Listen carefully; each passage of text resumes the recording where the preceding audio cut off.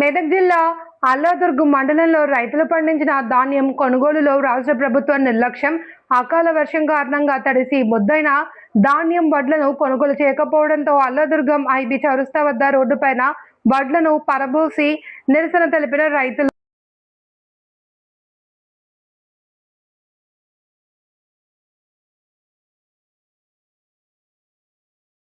ఆయనకి ఏం సంబంధం 42 ఒప్పుకుంటారా 43 ఒప్పుకుంటారా 44 ఆయన ఇప్పుడు ఆల్రెడీ ఒకసారి కొట్టిరు కాబట్టి నేను ఆయనకి ఏం బకాతా తీసుకోవట్లేదు. కానీ ఆయన ఏంది మీ పని ఏంటి అని లారీలకు ఎక్కించే బాధ్యత వరకే ఆయన బాధ్యత.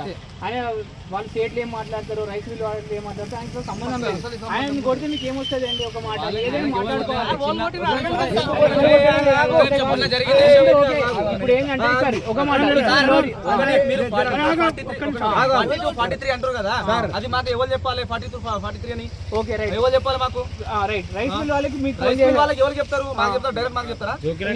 మాకు చెప్తారా సార్? చెప్పండి మీరే. ట్రక్ షీట్లు ఎవరెవరి పేర్లు ఉంటాయి? ట్రక్ షీట్ ఉన్న వాళ్ళ పేరు ఎవరు ఇన్ఫర్మేషన్ ఇస్తారు సార్? వీళ్ళు ఐకేపీ వాళ్ళు ఇన్ఫర్మేషన్ కదా. సరే,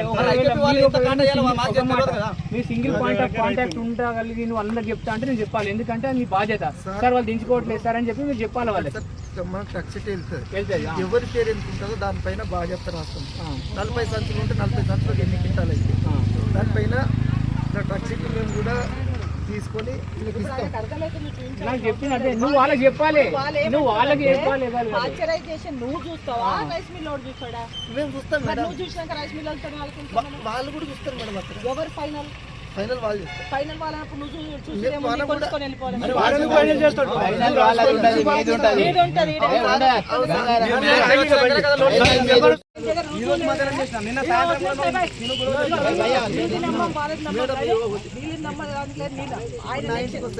నెక్స్ట్ టైం నుంచి అట్లా అంటే కాల్ రికార్డ్ చేయండి, అక్కడ కట్ చేసుకుంటే ఎందుకంటే ఆధారం లేని మాట్లాడడానికి లేదు.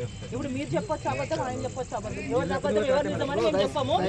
నెక్స్ట్ టైం నుంచి ఆయన అన్నాడు అనుకోండి, డైరెక్ట్ ఎంఆర్ఓ గారి దగ్గరికి పోయి చెప్పండి. అథెంటిక్ ఆఫీసర్ ఉన్నాడు ఆయన పైన, చెప్పండి అంతే. కానీ మీరు వచ్చి రైతులతో మాట్లాడాలండి. ఇప్పుడు ఇబ్బంది ఉంటే ఫస్ట్ ఫీల్డ్ లెవెల్ మీరు రావాలి, సార్ చెప్పాలి. మేము ఇంత అంతమంది రావాలి కదా, మీరు ఇంట్లో కూర్చొని ఒక్కరు లేపకపోవచ్చు, 10 మంది ఉంటారు. ఎస్ఐ ఉంటాడు, సిఐ ఉంటాడు, 10 మంది ఒక్కరు ఎవరైనా ఒకరు అటెండ్ అయితే ఎంఆర్ఓ గారు వచ్చి అర్ధగంట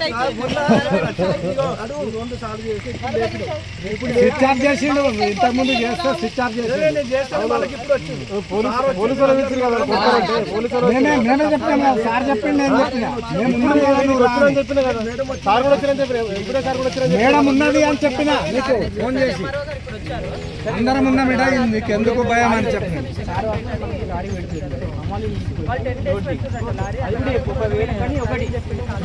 ఆలోచించాలి. వాళ్ళు 42 ఒప్పుకుంటారా అని ఆయనకి ఏం సంబంధం? 42 ఒప్పుకుంటారా 43 ఒప్పుకుంటారా 44 ఆయన ఇప్పుడు ఆల్రెడీ ఒకసారి కొట్టిరు కాబట్టి నేను ఆయనకి ఏం బకాతా తీసుకోవట్లేదు. కానీ ఆయన ఏంది మీ పని ఏంటి అని లారీలకు ఎక్కించే బాధ్యత. లేబర్ పెట్టి ఎక్కించాడు, పంపినాక మాకు అది పంపిన ట్రక్ షీట్ వాట్సాప్ చేసి ఎస్ఐ సార్ మేము చెప్తాం. మీరు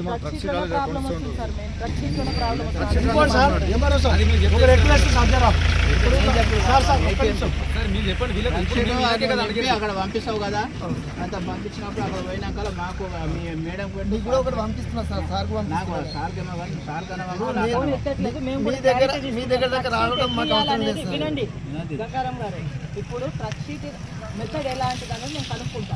ఏ మెథడ్ ఉంటే అదే మెథడ్ చేయాలి. కొత్త మెథడ్ నడుస్తుంది తెలంగాణ రాష్ట్రం నడుస్తున్నా. శంకరంపేటలో కూడా అడగండి మేడం. ఇప్పుడు సార్ గత సంవత్సరంలో జోకినప్పుడు ఎవరిని కాగానే పద్ధతి ఇచ్చినాం. అదే చిట్టి ఎంబడి ఇచ్చేసారు.